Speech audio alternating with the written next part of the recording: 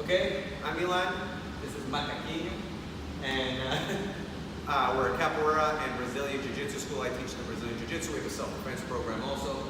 Unbelievable at Capoeira. I wanted to show a basic fundamental kind of flow submissions from side control that are, a lot of people don't have high percentage success across the board with these. They have little mistakes, and I have my own way of doing them that has increased the percentage incredibly across the board of pulling these moves off, even against bigger, stronger guys. Okay, so he's on his back, I'm going to take side control. So you can start to drill off very basic. You can just do your basic, drill, get to side control. So we get to knee on belly, and these drills are going to be from knee on belly.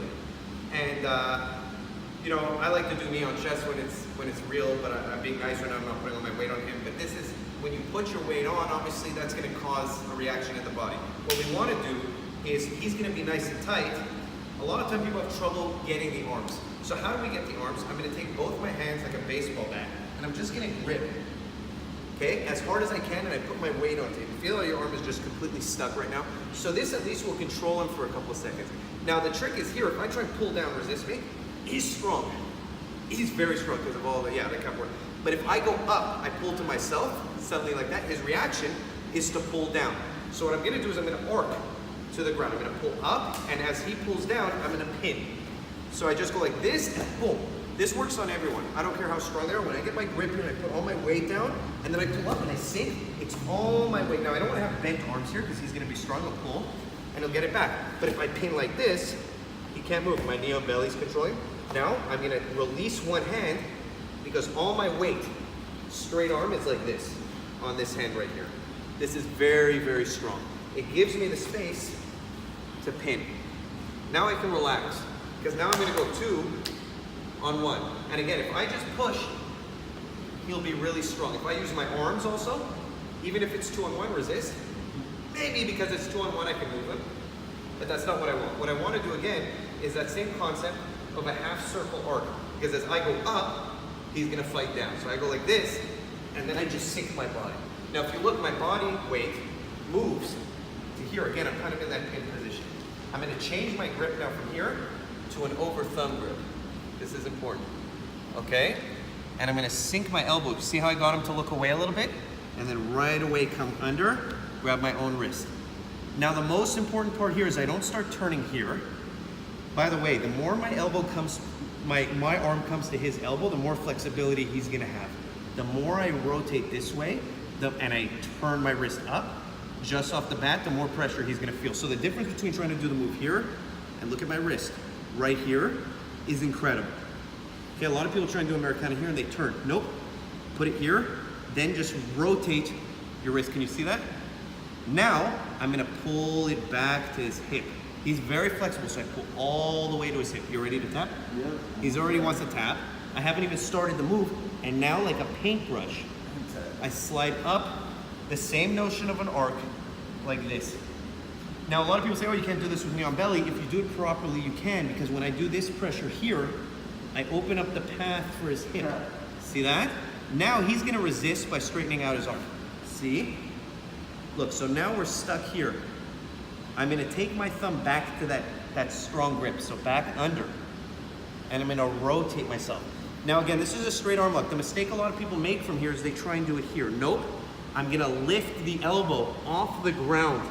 Look how high. Grab my own gi, and then I can push. I can't push it to the ground because I'll break his wrist, his elbow. He's already tapping. I'll break the arm. If I try to do it here, like a lot of people do, it's dependent on how flexible it is because there's not that much give.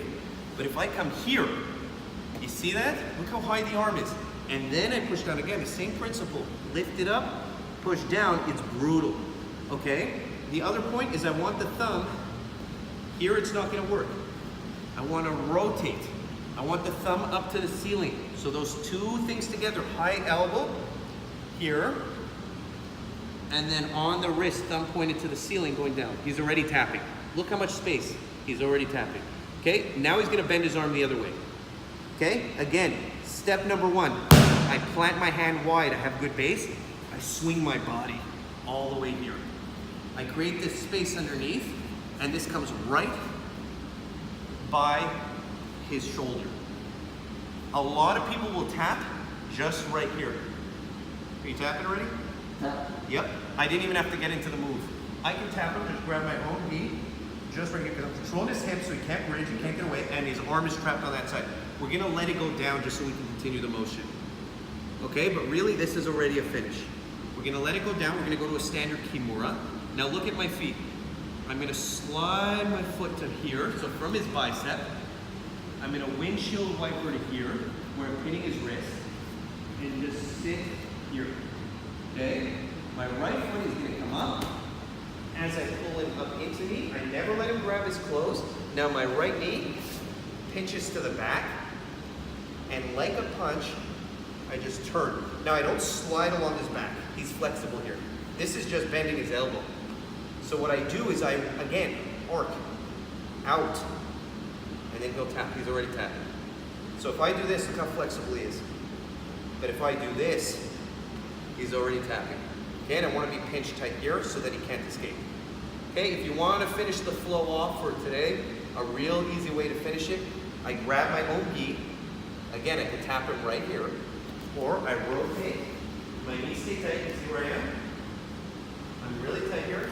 I'm gonna sit back, see how I'm pulling his elbow with me. I slide up to the wrist, pinch my knees, and I come and I do a standard arm. Okay? That's the flow. Lots in there. Those little details make all the difference in the move. So you have a record now, you can just rewatch it.